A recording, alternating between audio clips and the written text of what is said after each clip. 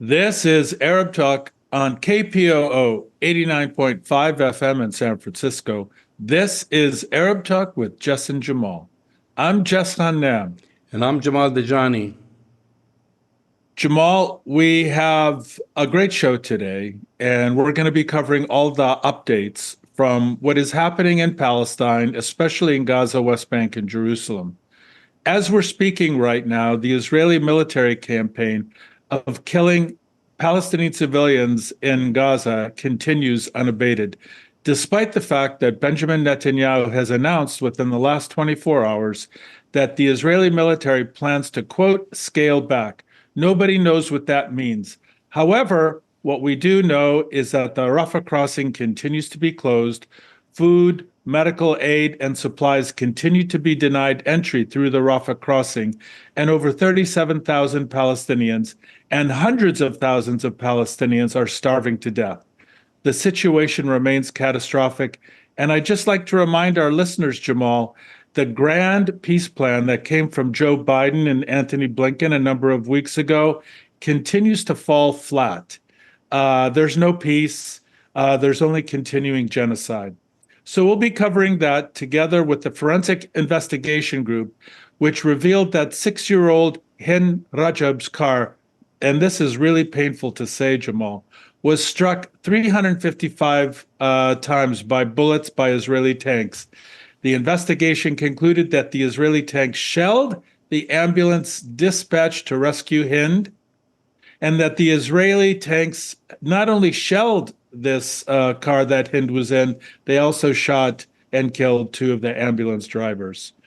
Despite the escalation and the carnage and the destruction in Gaza, Jamal, Israel is threatening to invade Lebanon. And there are a number of countries in the region which are fearful of a new front. So there's a front in Yemen, a front in Lebanon, and obviously a front in Palestine. A really big story right now, Jamal, is AIPAC and its surrogates have pumped more than $15 million into the campaign to oust Representative Jamal Bowman of New York. It's become the most expensive House primary in U.S. history, and we'll be covering that. But before we get to those stories, we're going to listen to a great interview that you did with Professor Emeritus of International Law at Princeton University, Professor Richard Falk. He's going to discuss his recent article in the Middle East Eye, Civil ICC Case Against Ursula von der Leyen Raises Stakes on Genocide Complicity. He's talking about the recent initiative by the Geneva International Peace Research Institute calling on the ICC to investigate the president of the European Commission. It's a really great interview. It is a great interview, and of course, when he discusses his article, I mean, this is basically not just her, but many leaders in several European countries just playing interference on behalf of Israel during its genocide. I mean, imagine this is Europe is the center for the ICC and the ICJ, and then you have people who are trying to block any kind of progress in the court case. And thankfully, at least for now, the ICC is proceeding, and hopefully, as soon as possible, warrants will be issued on behalf of Benjamin Netanyahu and his defense minister. So let's watch the interview. Legal recourse as an alternative to end Israel's genocide of Palestinians in Gaza has brought an unprecedented number of filings in international tribunals, 3 by South Africa and other signatories at the International Court of Justice, and another referred by the State of Palestine at the International Criminal Court. Israel and the United States have tried to delegitimize and pressure both courts to decline hearing cases where Israel is named as the criminal perpetrator. In spite of this, the cases proceeded. In his recent article in the Middle East Eye, Civil ICC Case Against Ursula von der Leyen Raises Stakes on Genocide Complicity, Richard Falk discusses the recent initiative by the Geneva International Peace Research Institute calling on the ICC to investigate the President of the European Commission, Ursula von der Leyen. for alleged complicity in war crimes and genocide committed by Israel. Richard Falk is here to talk to us about it, the ICC, and the potential for meaningful civil engagement through this institution. He is an international law and international relations scholar who taught at Princeton University for 40 years, where he was professor emeritus. In 2008, he was also appointed by the United Nations to serve a 6-year term as the Special Rapporteur on Palestinian human rights. He has written many books on international law and human rights. Richard Falk, thank you for coming on Arab Talk. I'm very glad to be with you. Before talking about the initiative, what do you think about the ICC's recent recommendation for arrest warrants for Israel's Prime Minister Benjamin Netanyahu and his Defense Minister Yoav Gallant, as well as 3 Hamas officials? In a previous article, you called it the first truly historic move since the ICC was established in 2002. Explain why. Well, the ICC, is outside the UN structure. It's an independent international procedure, and it was not effective in persuading several important countries, including the U.S., Israel, China, Russia, to join as party. It's purely voluntary, the participation. But the ICC, in its Rome statute that governs its behavior, has the authority to prosecute individuals that commit crimes on territory that is part of a country that is a party to the Rome Statute and that is therefore a member of the ICC. And Palestine qualifies in this sense, and so does both Gaza and the West Bank as occupied Palestinian territory. The U.S. has taken the position, except for Russia, that this notion of non-parties being potentially subject to the authority of the ICC is invalid, and therefore it tends to react hostilely and sometimes foolishly, always maybe foolishly, threatening sanctions to members of the court and invoking what's called the Hague Defense Act, which in a sense facilitates even coercive action to prevent the court from operating if it is directing its attention to those parties that have allied with the U.S. as well as the U.S. So it's a very uncharted legal terrain in a way. And the arrest warrant, from the point of view of the substance of what these Israeli officials have done, are very well grounded in international law, international criminal law, both the Genocide Convention and Crimes Against Humanity, as well as the Geneva Convention. The case against the Hamas leaders is a little bit more problematic in a sense, because it was a single incident, and it was mixed with justifiable acts of resistance.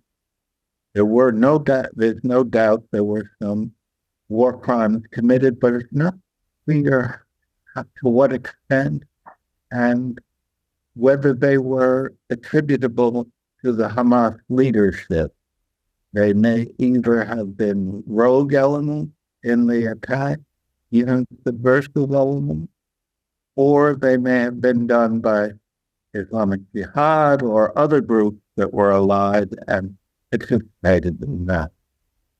The big objection I have to the prosecutor's reasoning for proceeding with these arrest warrants is that it failed to mention genocide in justifying the issuance of the arrest warrant and recommending to a chamber of the court that they endorse his recommendation. Now, that's really ignoring the elephant in the room. And it's a political act that is, in a way, subservient to those countries supporting Israel. And generally, it questions the seriousness of the complicity charges. So it is, in my view, a politically motivated omission that erodes the significance of what the prosecutor did by recommending those arrests. Talk about the Geneva International Peace Research Institute initiative calling on the ICC to investigate the president of the European Commission, Ursula von der Leyen, for alleged complicity in war crimes and genocide committed by Israel. Talk about its significance. Also, is this the first such initiative for complicity presented to the ICC? Well, I think it's a very significant precedent for an NGO with a good reputation in the area of human rights and international law research. If you read the statement, you'll see it's an extremely well-crafted and documented analysis of the legal issues and the rationale for proceeding against the President of the European Commission, Mrs. Leyen. It represents a step that one doesn't politically expect the rather timid ICC to take, because it would involve the whole of Europe, in a sense, and suggest that the responsibility by those officials who act in the context of the European institution. But it's very significant as a way of validating civil society objection to the way in which the European Commission has behaved during the Gaza crisis. It gives an international law foundation for political activism. And given the failure of the UN, of international law, to bring this terrible, horrifying experience in Gaza to an end as decreed by these institutions, civil society is the last best hope. And it rests on the initiative of people, not of government and not of international procedures and institutions. That, in the end, is what brought apartheid to an end in South Africa.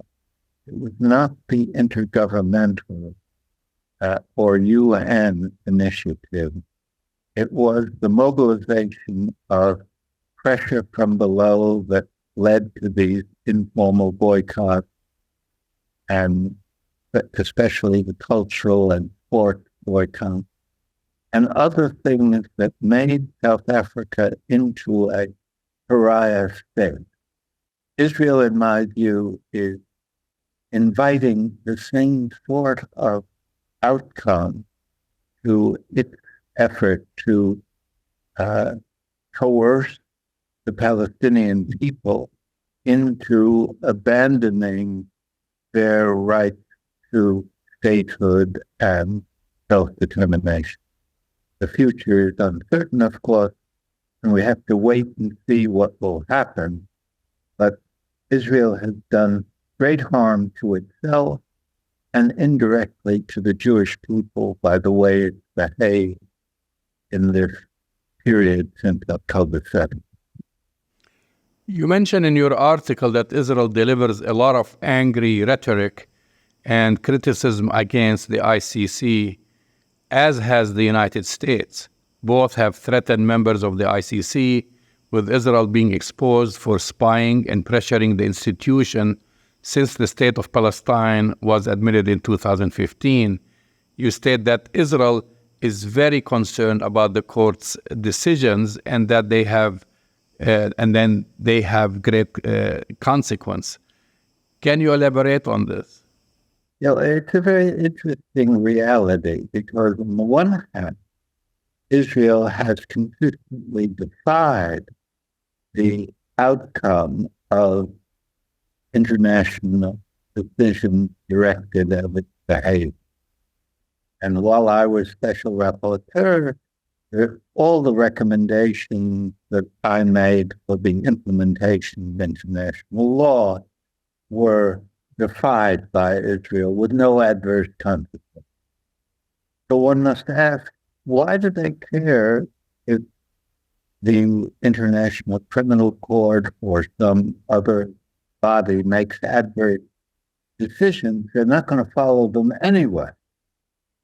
And it shows, I believe, to the importance of such decisions in mobilizing civil society and in winning what I've called the legitimacy war. And many of the conflicts since 1945 have not been won in the end by the side with the superior military forces, but it's been won by the side that wins the legitimacy war for the rights of the people affected by the conflict. And the U.S. should have learned this lesson in Vietnam, where it had total command over all the military dimensions of the war, yet it lost the war. And it didn't change its policies toward the internal conflict. It tweaked them a bit and tried to make journalists more susceptible to fake propaganda and didn't bring body bags home, be seen in people's living rooms and nightly television. But it didn't learn the lesson that military superiority doesn't have the agency it once had during the colonial period. We're in a post-colonial period where nationalism is very strong in the global south, and the settler colonial project that Israel represents is one that goes against the flow of history. Are these cases against Israel, which has until now been untouchable, a stress test on the applicability of international law? How much do you think the credibility of the ICC and the ICJ depends on how it conducts them? I think it depends on the quality of their reasoning and the reasonableness of their approach, the integrity that the institution possesses. The International Court of Justice, I think, served its own reputation very well by its interim orders, because these were with a near unanimous court of 17 judges, and the reasoning was very professional. People didn't follow the policies of the government which they were citizens of the country of which they were citizens of. So it established a reputation of political independence, of legal competence and professionalism. And therefore, I think it's a trustworthy institution from the point of view of citizens of conscience and concern. The questions about the ICC are a little bit more problematic and ambiguous. It doesn't have that reputation at this point.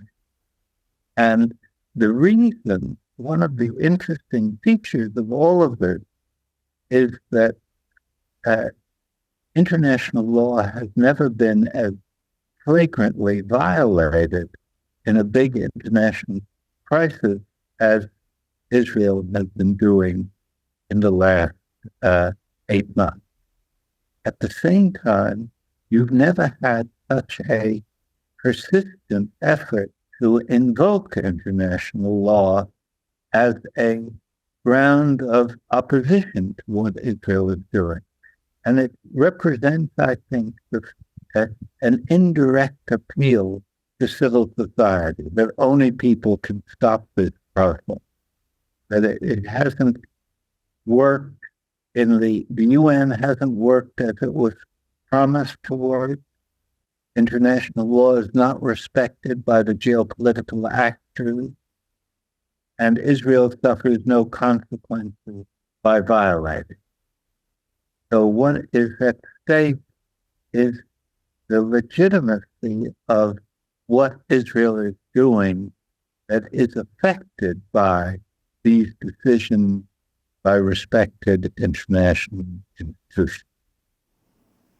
Are you concerned that the recent broad shift to the extreme right in the European Parliament elections will weaken these institutions? Yes, I think that it's a very regressive development, because one of the characteristics of the far right is ultranationalism, and ultranationalism is necessarily unwilling to submit sovereignty to a higher law, and therefore it is very impatient with taking seriously either the UN or international law. So it's a bad development for human rights, for international law, and generally for an internationalist approach to contested behavior.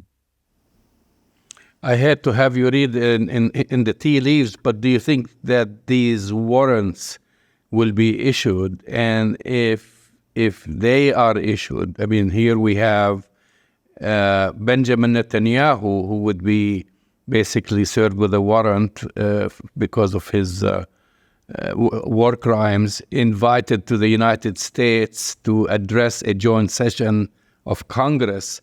How would this play? Well, it would underscore the moral hypocrisy of the United States, of dealing with Putin and Russia in one way and dealing with Israel in absolutely the opposite way.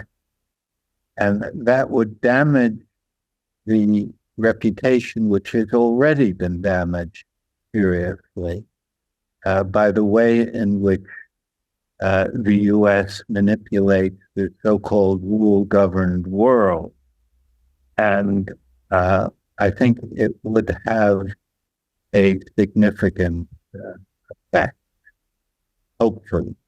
But it goes against this ultra-right tendency. And we have to expect that either of these candidates that's trying to become president of the U.S. is not a friend of international law or the UN or international cooperation in general. And so it's a difficult period in history which requires populist opposition that I hope materialize. You are the special rapporteur to Palestine for 6 years. I have the utmost admiration for those like yourself and now Francesca Albanese to take on such an important mandate that by its very nature results in so much vitriol and character assassination by Zionist defenders. Where did you draw your strength to persevere? I'm not sure whether it was strength or stubbornness on my part, but I must admit that I didn't anticipate such vicious ways of trying to discredit me or Francesca. And it represents a consistent Israeli policy of what I call the politics of deflection. They want you to talk about the messenger and ignore the message. And so they, in my case, were trying to establish, am I really an anti-Semite? And if you engage with them, then they come back with another set of lies or defamatory remarks, and it serves their purpose. So they, whether it's true or false, this politics of deflection defeats the effort to get a focus on the substance, on what Israel is doing as the occupied power and failing to uphold its obligation to protect the occupied. As we've mentioned in the intro, you were a professor, I believe, at Princeton for 40 years, and you've seen many things on college campuses. You've witnessed, all the demonstrations and students basically coming out. How do you feel about what's happening now in the U.S., seeing all these young people who are rejecting basically intimidation and calling for a ceasefire and refusing to leave, college campuses, and also, what do you think about the administrations that are now penalizing these young people for practicing their First Amendment? Yes, I think it's both a praiseworthy expression of conscience and political commitment on the part of many young people. They were very patient. They waited 6 months or more before challenging the policy of the country. And they built up, I had experienced it in the campus I'm now most closely associated with in the U.S., University of California, Santa Barbara. It built up a lot of anger and a dormant feeling that the government doesn't represent them. And that's sort of the major premise of a well-functioning democratic society, particularly on an issue of this sort that brings people before is questions of morality as well as legality and tolerance.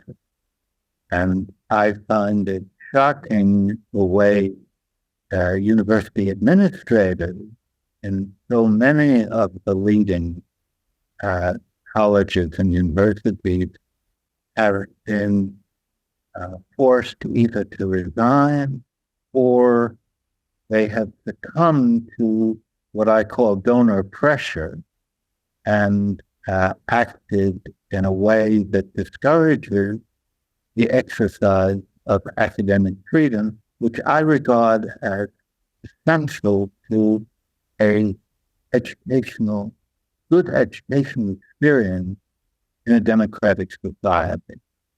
And the whole notion that there's something wrong with this kind of intense civil engagement is, in my view, a very reactionary way of thinking about how young people should react to policies they believe they disbelieve in. And we should recall both the anti-apartheid movement or divestment, essentially, of the financial holdings of the university and the broader Vietnam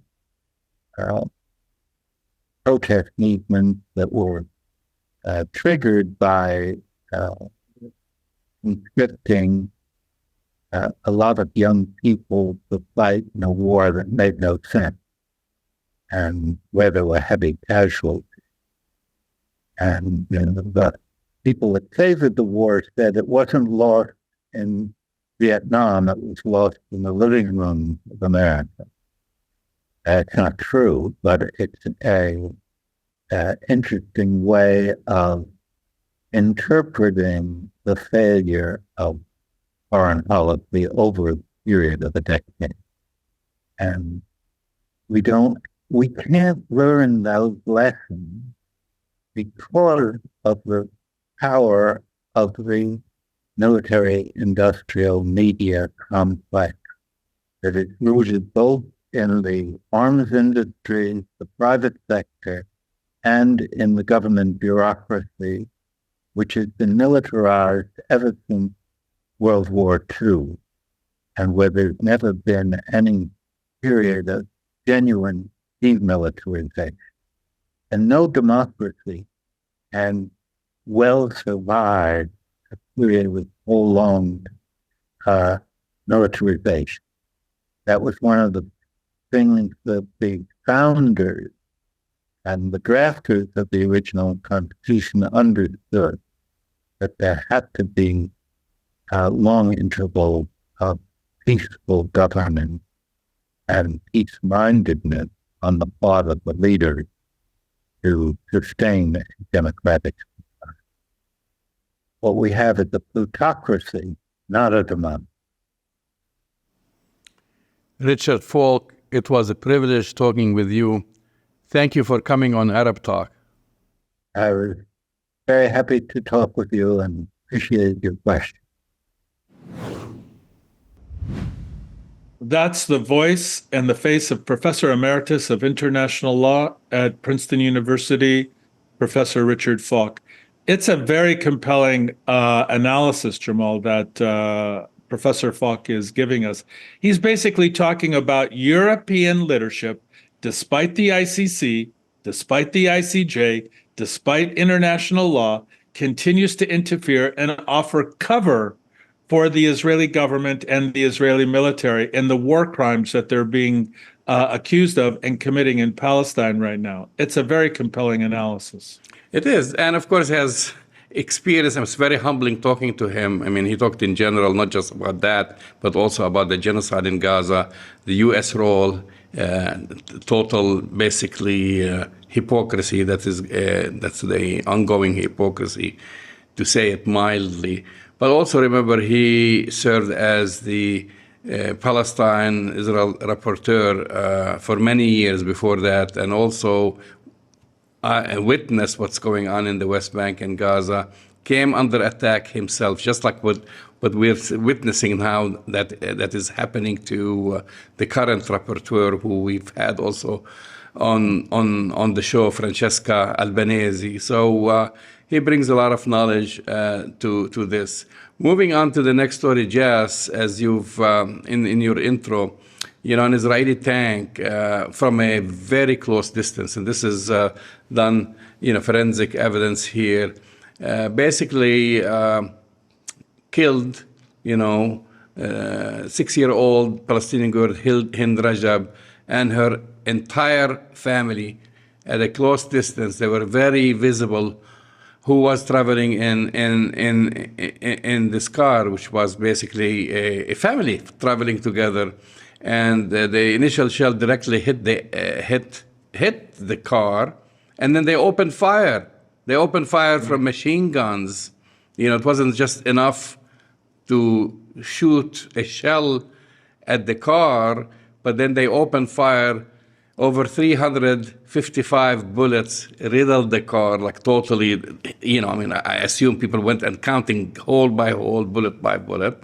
Then, of course, the millions of people have listened to her. She survived the initial Rajab, she survived the initial shooting, and millions of people heard her begging for help as she bled out among the bodies of her dead relatives while on the phone with paramedics and her mother for 3 hours. So for 3 hours, she was still alive. She could have been rescued. And the ambulance came. The Israelis shot a shell at the ambulance, killed 2 of the paramedics, shot more bullets at the car, and killed her and killed the entire family. I mean, it's from a horror movie. That's all I can tell you. If you listen to her voice, if you listen to the conversation that she was talking, people trying to calm her down from the, a hospital, and telling her, hang on, we're sending an ambulance, we're going to get you. And imagine for that 6-year-old girl sitting in the car bleeding, watching her dead parents, basically, and siblings. And 2 of the paramedics, Yusuf Zaino and Ahmad al-Madhoun, who went to help her, were killed when their ambulance was attacked. It's very disheartening just to kind of listen and watch it, because I watched the video and the audio of it, and it's unbelievable, just. Well, among all the atrocities that have been committed by the Israeli military and the government of Israel, Jamal, of all the atrocities, of all the depravities, of all the moral lapses of this apartheid state, I think in history we will look at the murder of Hind Rajab, her family, and the killing of paramedics will stand out historically as the most gruesome, depraved, and morally bankrupt thing that the Israeli military did. Think about it, Jamal, 355 bullets into the car of a 6-year-old girl who is crying, who is fearful, who is asking for help, and is being consoled for hours and hours. It is not just gruesome, Jamal, but I think the message that it sends to the world is the lack of any moral compass that the apartheid state has.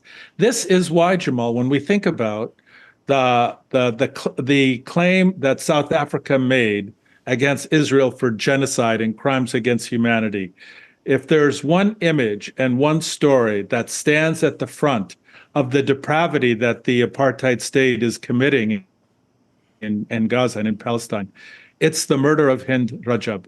It's beyond anything that human beings, especially children, should have to endure ever. And I think anybody who has children, anybody, let alone any human being, when they listen and see what happened to Hind, is just so devastated.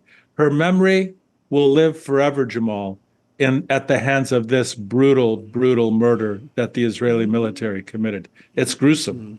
I should say that her mother wasn't in the car. Hind Rajab's mother, Wissam Hamada, she actually listened to the conversation. She was like saying that her child's voice grew fainter towards the end of the phone call. I mean, imagine listening to your daughter basically bleeding to death. Listen to this.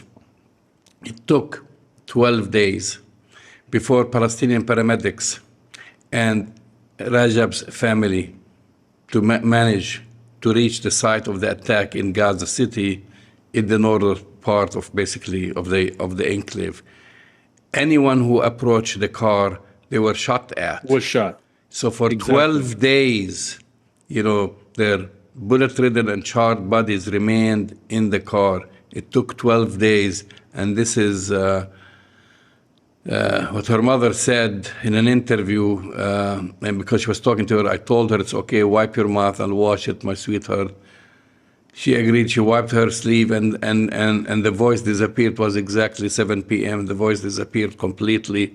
It's the most difficult feeling in the world to hear my daughter ask me to go get her when I can't reach her. And the mother continues to say, my sweetheart, I swear I couldn't reach you. Forgive me. Sweetheart, this is in her mother's interview. And we know her death caused global condemnation, including in the United States, but they've done nothing about it. The U.S. has been supporting Jamal, the war. They have done something. They've sent more bombs. They've sent more ammunition. They've sent more money. And I just want to remind our listeners and viewers that the murder of this 6-year-old child, Hind Rajab, by what the Israelis like to term the most moral army in the world. I want people to kind of sit with that this is the tagline, this is the branding, this is how they promote the Israeli military, who deliberately murdered Jamal. Not just one bullet, not just 2 bullets, but 355 bullets into the car and into the body of a 6-year-old young Palestinian girl. So this is how the apartheid state, Jamal, this is how Israel defines morality, by murdering Palestinian children. And I think, as I said, this will go down in the history when the ICJ determines that Israel is committing war crimes. This will be front and center. They killed her deliberately, Jamal, and they killed the ambulance drivers who were going to save her deliberately. This was not an accident. This was a deliberate murder. Moving on to our next story, things are heating up in Lebanon. Basically, Hezbollah has been attacking Israeli military sites, mostly military sites, in the north. And pretty much the north has been emptied. Thousands and thousands of Israelis have been on the move, and Israel has been retaliating. And so recently, Benjamin Netanyahu has been threatening that he was going to invade the United States. A message was conveyed to Lebanon by the United States, including, I think, moving the Roosevelt aircraft carrier in the Mediterranean closer to the coast of Lebanon, that if a war happens, that we are there to support Hezbollah, which is ridiculous, meaning like now we're going to get dragged in a war where American soldiers might be killed or Navy personnel because of this war that Israel is trying to drag us into. And many embassies, including actually the biggest staff that has been withdrawn, and also Canadian citizens. Canada has withdrew like 4,000 Canadians from Lebanon, and most of the embassies now are operating on a skeleton staff because in anticipation that there is an imminent war. So the interesting few things that happened recently is that whenever Israel hit Lebanon, Hezbollah retaliated and managed to kind of send a strong message. And then recently, because of these threats, Hezbollah managed to send a drone called the Hudhud, which flew all the way from Lebanon on top of Haifa for hours and basically photographed and took video of all of Israel's strategic sites, from chemical plants to shipping, sites, to factories, to military ammunition depots, etc. And they broadcast that on the net and on their television, saying, "We know all the targets. If you think you're gonna target Beirut, we're gonna respond, and we know all these targets, and it cost you billions and billions of dollars, as well as it's going to cost you lives." And of course, Hezbollah is not Hamas as far as equipment and military, like missiles and drones. So now, what we're seeing is Benjamin Netanyahu, who is going to be coming right soon to the U.S. He's pitching this whole idea of starting a whole regional war, dragging the United States into it. I mean, because don't believe whatever that he's saying, and that's why you've mentioned earlier in the show that Israel has curtailed its operations in Gaza, not because they want to curtail their operations in Gaza, because they need to shift some of the troops into the north, into Lebanon. And so, so now we are basically waiting to see what's going to happen. And I read today in a new article giving an assessment of what's going to happen, if this, because Israel's counting on the United States' help like it did when Iran sent its drones in response to the Israeli assassination. And guess what? Israel's Iron Dome, the anti-missile batteries, they're going to be overwhelmed. All military assessments saying that they will be overwhelmed and they won't be able to make a difference in any kind of significant escalation conflict with Hezbollah. Well, Jamal, I think that's exactly right. I read the same article. The Iron Dome is not capable of being able to stop or curtail the swarm, and that's how they refer to it, the swarm of missiles that Hezbollah would rain upon Israel if they decided to invade, if the Israeli military decided to invade Lebanon. So, I think we need to understand this from a couple of perspectives, right, Jamal? This is Benjamin Netanyahu's next attempt, even though he's willing to throw the entire region into a global war that will destabilize the entire region. He's willing to do that in order to save his own political behind. People know that once the war in Gaza and Palestine is over, that he's basically headed for jail or the ICC. One of those or both of those things are going to happen. So Benjamin Netanyahu, going against what his own military is telling him, going against what international experts are saying, you're going to create this incredible firestorm of a war if you do this.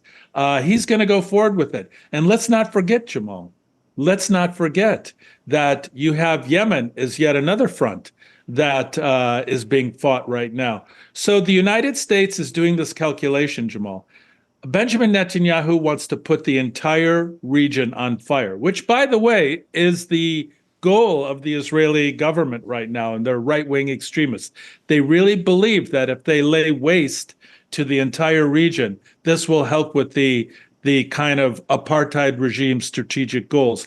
But they don't care about regional stability. They don't care about the regional or world economy. They don't care about the bloodshed and the thousands and thousands and thousands of people that would die. I think this is yet again, Jamal, a grave miscalculation. Listen, the Israeli military has lost the war in Gaza. Even their own military said this week, Jamal, that the idea that we are going to destroy Hamas is delusional. It's just not going to happen. That's their stated war game.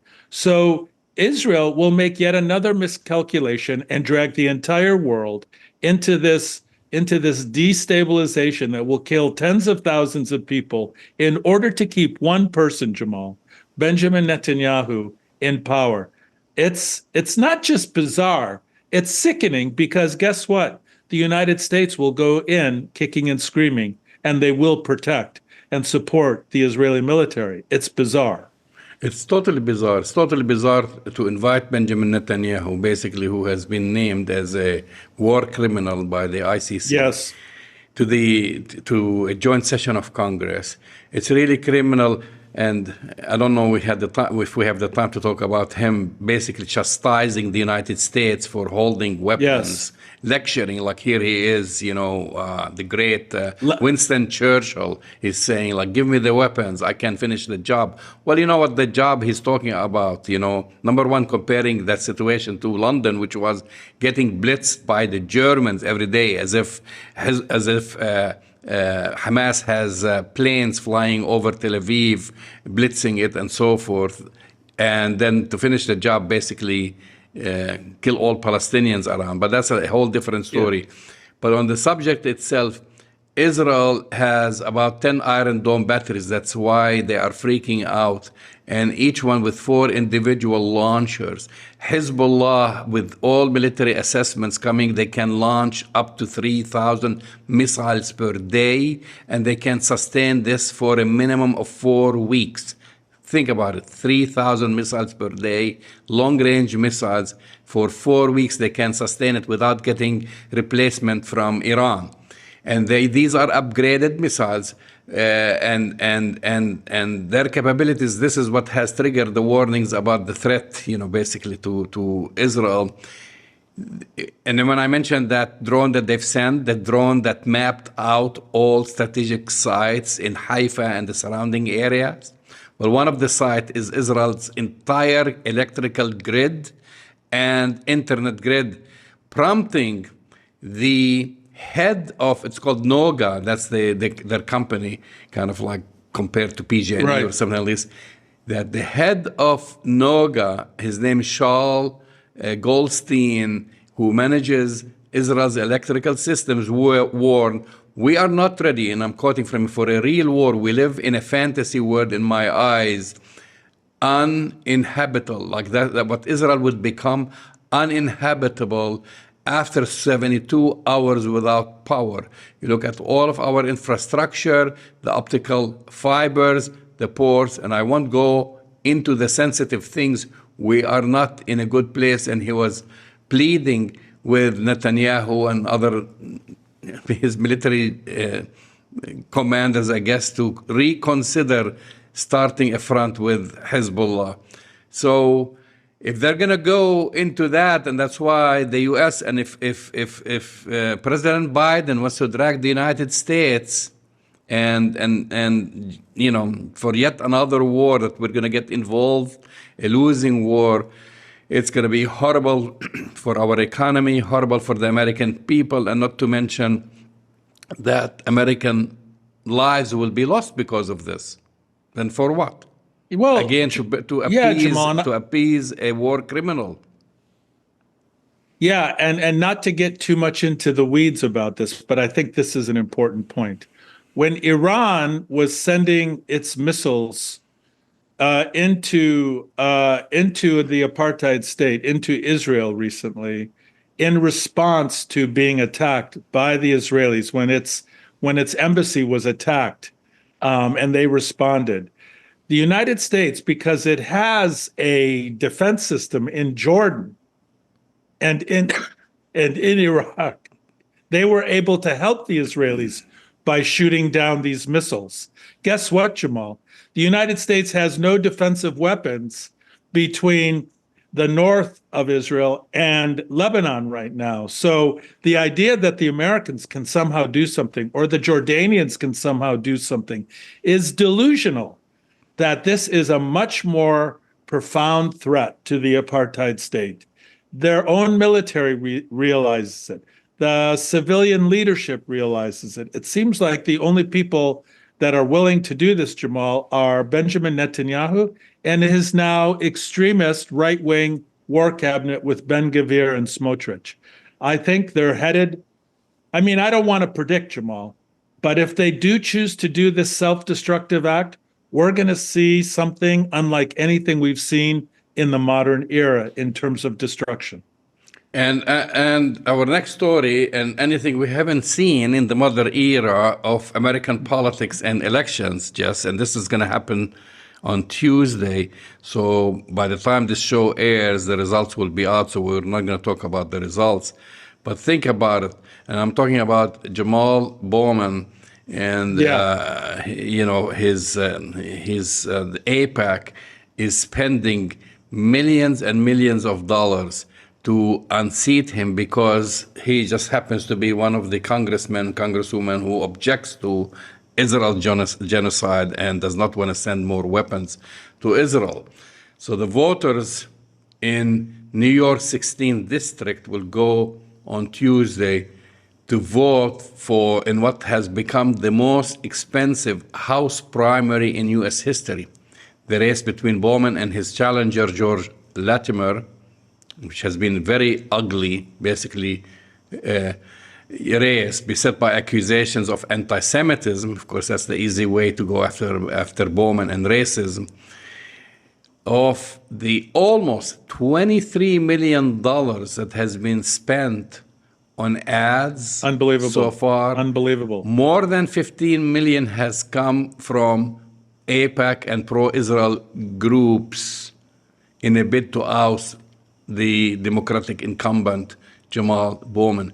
More than $15 million for a congressional race funded by AIPAC, which should be registered as a foreign agent. I mean, they just have one thing on their agenda, which is Israel.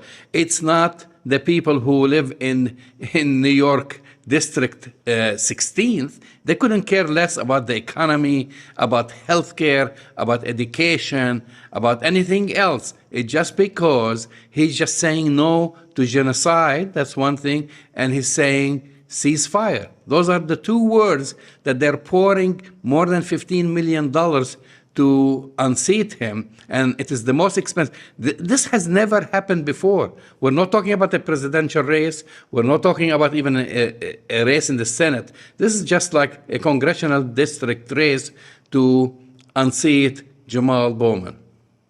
Well, Jamal, you know that AIPAC and its surrogates, who, and I agree with you, should be registered as a foreign agent because they don't care about America. They don't care about the United States. They don't care about the electorate in New York. It's clear what they care about. But this is what AIPAC does when it wants to send a message to all Congress people, congressmen, congresswomen, all people in the Congress, and both sides. This is Democrats and Republicans, senators and Congress people. AIPAC is trying to send a message that if you demand a ceasefire, if you're critical of the apartheid state, if you're critical of Israel, we're going to pour in millions and millions of dollars to unseat you. So, yes, it's targeted against Jamal Bowman, but it's also trying to send a message to all elected people, wherever they are in the United States, that AIPAC is going to come after you. And that's another message here. Well, AIPAC has said, this is from its own website, they have spent $100 million this year, will be spending $100 million a year on ousting politicians it deems to be anti-Israel. This is again a foreign agent working on behalf of Israel going after American politicians and spending over $100 million. Now I have to say one thing, because I'm not going to say what's going to happen with this race, but I can see it either way. Jamal Bowman, which I hope that he wins, because this cannot go on to have foreign agents basically interfering in the American elections. That would be it is going to be a win-win situation, because if he wins, he can prove that finally, the American voter can beat all these bribe leaders and mobsters, basically, right, who are trying to buy elections in the United States and buy votes. If he loses, I hope it will be an eye-opener, to the power and influence of a foreign country in American politics. So even if he loses, maybe it will be also an eye-opener that, forget it, you cannot run in your own district. You can be, running your whole district on 100 different items, but then there is one item which is Israel, and Israel can destroy you. And if the American voter wants to have this to continue, then be it. I mean, or that hopefully will be a watershed event, and people will pay attention to what's going on in this country, that we have all these, interest groups, and in particularly this one particular interest group who can change the path of American politics. I wish I could be as optimistic as you, Jamal, because I think if Jamal Bowman loses and AIPAC reigns supreme in ousting this congressman and acting in the best interests of Israel and the Israelis rather than Americans, I don't think it's going to mean much. I don't think Americans are going to wake up. And I think it will scare other people. I'd like to be as optimistic as you, that it's a wake-up call, but unfortunately, the electorate is asleep.